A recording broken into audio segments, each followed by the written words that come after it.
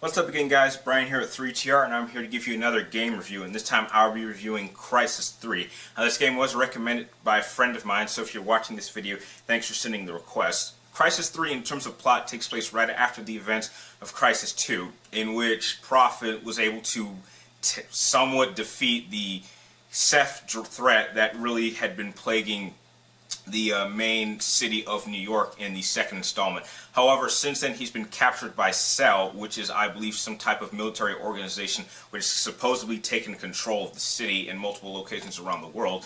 However, he is soon broken out by his good friend Psycho, and once Psycho informs him of exactly what has happened since he's been captured, he decides that he's going to somewhat recruit Prophet into his little resistance band, find out exactly what Cell's been up to, and that, however, leads into an involvement of the alien Ceph threat, and Prophet gets these visions of exactly an impending alien invasion which could destroy the world, and using what limited resources he has and what information he has and what, basically what direction he is given by the little resistance band, he decides he's going to go out and finish off the Cell and Ceph threat once and for all. Now, I'm happy to say that in terms of gameplay, it runs pretty standard in terms of first-person shooter ideas. However, the one thing that I believe this game does better than other first-person shooter games is the size of its environments. And what I mean by this is that depending on what type of gamer you are, you actually have an option to choose exactly how you want to approach a certain scenario. It's not really like most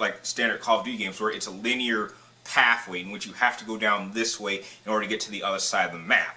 It's much larger, and most of them have several routes, several tunnels, multiple directions in order to get to the end of the other side of the map. And the thing that I liked about the map environment is that it really makes your armament and amount of weapon customizations much more useful, because what I noticed was that a lot of the guns have already preset customizations or attachments, which makes it a bit difficult at times because you don't really have the ability to customize the gun the way you want. However, it does really have to force you to choose exactly what gun you want to take to each scenario. Now, next to your guns, probably the most impressive and best addition to your armament is the bow and arrow. Now, the bow and arrow is basically used as a stealth weapon. It's much more, addicting to use than using standard guns, because it's so fun to just ghost people. And the fact that you are given 4 different types of arrows to use really allows you to choose exactly how you want to approach the situation. You can either use an exploding arrow, blow everything in sight, or just go up and knife these people, or you can use silent arrows and kind of stealth your way through, alerting the attention to you at a minimum and allowing you to simply slide through enemy locations and enemy units. Now, in terms of the multiplayer, you guys know I'm not really a big multiplayer person, but from what I have seen and read, it has your standard team deathmatch, everyone kills everyone else, free-for-all. It has your standard maps, and it's really not the type of thing that you really should need to play Crysis 3 for.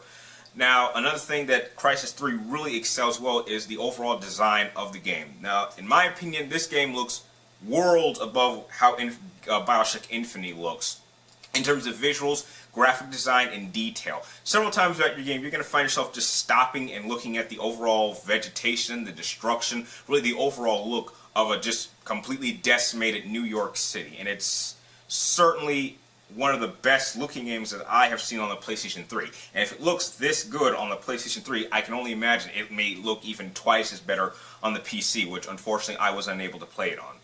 Now, it's not to say that this game is perfect. Now, in terms of plotline, story elements, it does have a couple of in-continuity issues or plot holes, which, that's pretty typical with most video game storylines. And although it does take a lot more chances and kind of steps outside the box in terms of standard first-person shooter storytelling, there are a couple of moments where Prophet will say or do things, or the story will add a certain twist or element, which kind of turns your head and makes you go, well, how does that make any sense, and how does that really push the story forward or push me to continue on with the objective? That does happen a couple times, but it's really not enough to annoy you. And I did happen to run into a couple of glitches. It might be because of the frame rate was going so fast that maybe my PlayStation was just having a hard time keeping up, but those are far and in between. Overall, Crysis 3 is an absolutely beautiful, fun, thrilling game, and any fan of first-person shooter games should definitely try it.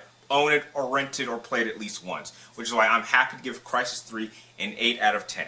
If you like this game review, please like, comment down below, and please subscribe to keep track of me and my future movie and video game reviews. And like always, thank you guys for watching, and I'll see you next time.